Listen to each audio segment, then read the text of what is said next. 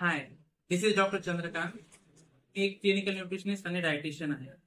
आपण बघूयात की आयर्न हा फक्त एक मिनरल नसून तो संपूर्ण शरीरामध्ये हिमोग्लोबिन बनवण्यासाठी महत्वाचं कार्य करत असतो.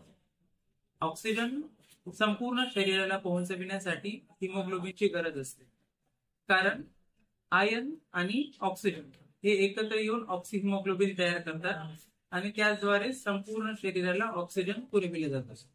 हे एक महत्वाचं कार्य आपल्या आयर्न द्वारे केलं जातं.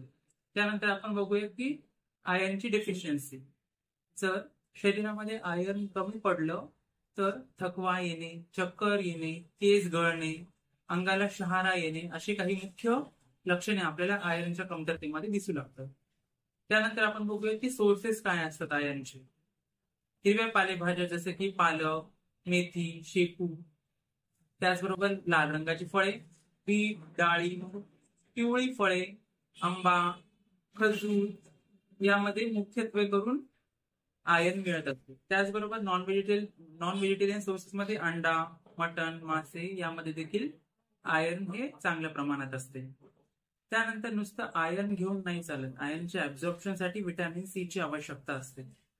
त्यामुळेच आपल्या आहारामध्ये लिंबू, संत्री, आवळा हे व्हिटॅमिन सी असलेले फळ देखील आपण तेवढंच चांगल्या प्रमाणात समावेश केली पाहिजे. मुख्यत्वे करून गर्भवती महिलांना आणि लहान बालकांना आयर्नची जास्त आवश्यकता असते. आयर्नचं ऍब्झॉर्प्शन व्हिटॅमिन सी द्वारे होत असते. फक्त आयर्न आपल्याला जेवणामधूनच घ्यावं लागतंय. कुठल्याही प्रकारे आपल्या शरीरामध्ये आयर्न तयार होत नाही. धन्यवाद.